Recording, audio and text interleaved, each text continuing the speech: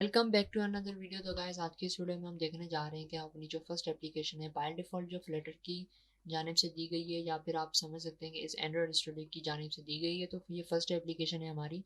तो ये ऑलरेडी बनी बनाई हमें मिल चुकी है। तो आपको इसे अपने मोबाइल में कैसे चलाना है, आपकी ये फर्स्ट एप्लीकेशन रहेगी। आपको थोड़ा हौसला भी मिलेगा कि आप जो है अपनी फर्स्ट एप्लीकेशन आपने चला ली है, तो आगे जाकर आप बहुत कुछ कर सकते हैं। तो सबसे पहले तो आपने वर्चुअल डिवाइस भी ओपन कर लेनी है। जैसा कि हमने पिछली वीडियो में हमने देखा था कि डिवाइस मैनेजर में जाके हम यहाँ से अपनी फिजिकल डिवाइस को अपनी वर्चुअल डिवाइस को हम बना सकते हैं यहाँ से। जैसा कि यहाँ पर मेरे पास वर्चुअल डिवाइस जो है वो बन चुकी है।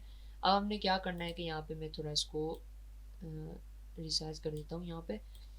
उसके बाद यहाँ पे आपको प्ले का रन का ऑप्शन दिखाई दे रहा है, इसको आपने टैप कर देना है। लेकिन उससे पहले आपने यहाँ पर देखना है कि यहाँ पर पिक्सल जो है आपकी डिवाइस वर्चुअल डिवाइस, या अगर आप अपनी फिजिकल कोई डिवाइस चला रहे हैं तो उसका नाम आपको यहाँ पर दिखाई देगा इस लिस्ट में। जैसे क्रोम, एज, विंडोज़ और पिक्सल दिखाई दे रहे हैं। तो यहाँ पर मेरी वर्चुअल डिवाइस अभी जो है वो पिक्सल है, तो मैं इसको सिलेक्ट कर लूँगा। अगर आपकी कोई फिजिकल डिवाइस है तो रियलमी की होगी तो आर एम एक्स वगैरह कोई भी नाम आ जाएगा, वीवो की होगी या कोई भी होगी, आपके मोबाइल का मॉडल का नाम आ जाएगा। उसको आपने जस्ट टैप कर लेना है एक मरतबा।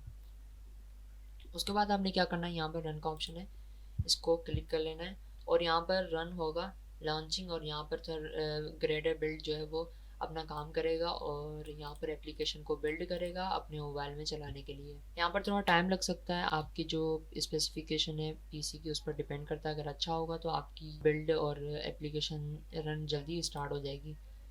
उसके बाद यहाँ जैसा कि यहाँ पर आप देख सकते हैं हमारी फर्स्ट एप्लीकेशन जो है वो यहाँ पर रन हो चुकी है। यहाँ पर मैं थोड़ा सा जूम कर लेता हूँ।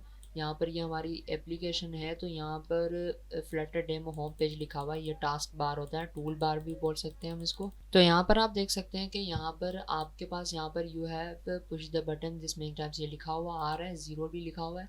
तो यहाँ पर आप प्लस के बटन को क्लिक करते हैं, इसको फ्लोटिंग बटन हम बोलते हैं। तो इसको हम टैप करते हैं तो यहाँ पर 1 लिखा आ रहा है। तो ये एप्लीकेशन में बाय डिफ़ॉल्ट ये सेटिंग की हुई है कि आप यहाँ पर जब टैप करेंगे तो ये आपकी काउंटिंग जो है वो इंक्रीज़ होती जाएगी।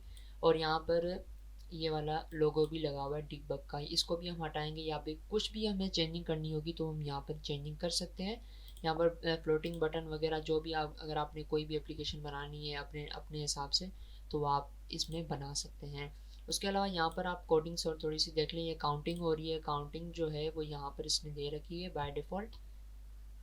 यहाँ पर एक वेरिएबल डिक्लेयर किया होगा, ये देखें वेरिएबल डिक्लेयर कर रखा है int counter is equal to zero. By default आपका जो वो काउंटर होगा वो ज़ीरो होगा, लेकिन जब भी आप टैप करेंगे तो वो इंक्रीज़ होता जाएगा। यहाँ पर काउंटर प्लस प्लस लिखा हुआ है, मतलब कि एक एक मरतबा जो है +1 होके ये इंक्रीज़ होता रहेगा।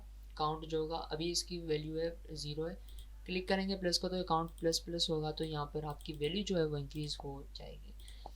उसके अलावा हम सबसे पहले तो हम देखेंगे कि डार्ट का बैकग्राउंड क्या है। अगर आपने फ्लटर सीखना है तो डार्ट लैंग्वेज का तो आपको बैकग्राउंड आना चाहिए। तो ये सारी जो लैंग्वेज है ये डार्ट लैंग्वेज है, ये कोई फ्लटर लैंग्वेज नहीं है। फ्लटर एसडीके होता है, जैसे कि मैंने आपको बताया भी है पिछली वीडियोस में कि फ्लटर जो है वो एसडीके होता है। ये सारे डार्ट लैंग्वेज आपकी, इसमें फ्लटर यूज़ किया गया है एसडीके, इनको यूज़ करके आप अपनी एप्लीकेशन बना सकते हैं। अगर आप जावा के बैकग्राउंड से हैं तो आपको डार्ट सीखने में कोई मुश्किल नहीं होगी। तो हम ये कोर्स जैसे भी पढ़ेंगे तो अगर आपको जावा आती होगी तो आप इजीली डार्ट लैंग्वेज को भी गेन कर सकते हैं, इसको सीख सकते हैं।